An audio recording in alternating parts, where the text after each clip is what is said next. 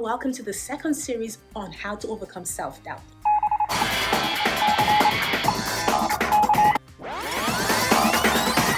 In case you haven't met me before, I'm Oyeka Kimade.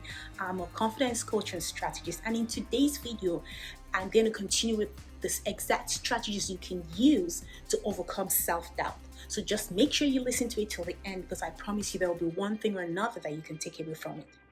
First, I want you to practice self-reflection.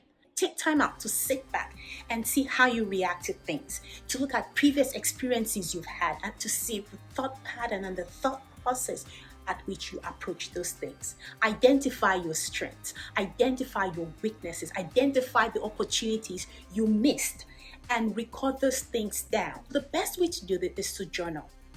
Think about all the various situations as far back as you can remember that you have faced, and write them down, and write down the outcome, where the outcome's positive or where the outcome's negative. What did you do well in those situations, and what didn't you do so well? So in that way, you begin to analyze your strengths and begin to analyze how you react. And to that regard, I'm going to drop a link in the description below on what I call the individual SWOT analysis, your strengths, weaknesses, opportunities, and threats as an individual. That would really help you in self-reflecting.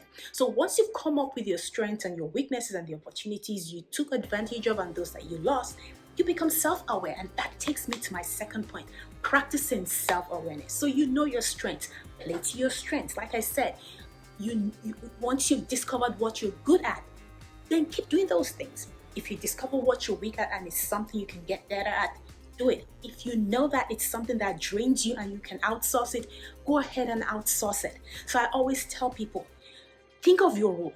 Think of how you can use your strengths in the role you're playing right now. And see the things that drains you. If you're facing things that drain you, can you outsource them? If you can't outsource them, then set a limit to the time you're going to allow yourself process and come to a decision on those things. The third thing I would say is to practice self-compassion. This is extremely important if you're battling self-doubt. You need to be kind to yourself. You need to give yourself room to fail and to move on after that failure. You see, the important thing when you fail is to figure out what you learned so that you wouldn't do them again.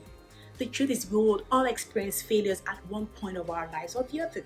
What you do not want is to allow those failures hold you back. The fourth thing I always share and I always tell all my clients is to have self-worth. What does that mean? Self-worth means you value yourself, you value your opinions, you value your expertise. Think about this for a moment. This is how you can work on or do that. How would you treat someone you respect? How would you speak about somebody you respect? How would you look at the decisions of the person you respect? You would really treat it like gold or diamond or whatever it is that you hold dear to you. So treat yourself that way. Don't talk even quietly about yourself in a negative manner.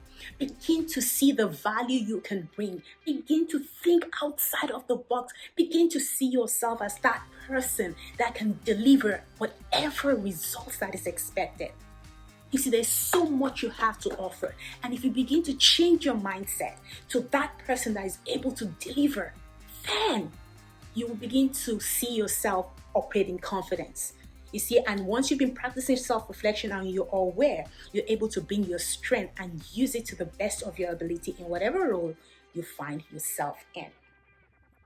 The fourth tip there, is that fourth or fifth? I don't know. Figure that out. Is to practice self-reliance. You see, this is especially true if, you always doubt whether you're doing a good job. You're always looking for other people for affirmation or for confirmation. If that is you, it is time to become self-reliant. And what does this mean? That means you begin to trust your work.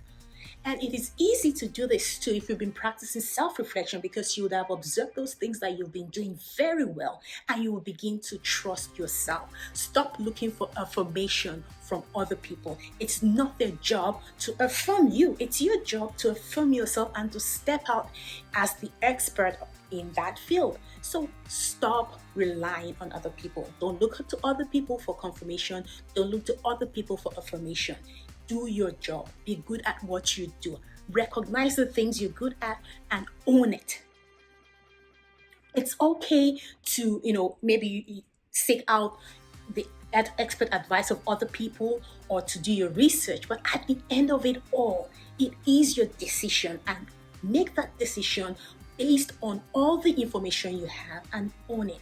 And this is where having a goal, a SMART goal, where you have a time frame you have to make a decision, works. Because if you know that you have to make a decision in a certain time, you're most likely going to make the decision and you're going to stick to it. So, like I said, self doubt is something that happens to everybody. And it's not really all that negative if you think about it, because it helps you, think about what you're doing and how you can do it the best way if you use it in the right way. And it also helps you have compassion, so that if somebody else messes up, you're not going to beat them on the head for the mistakes that they may have made. So, don't look at self doubt as a completely evil thing to have. Just know that anytime you face the situations, you have what it takes to help you overcome it.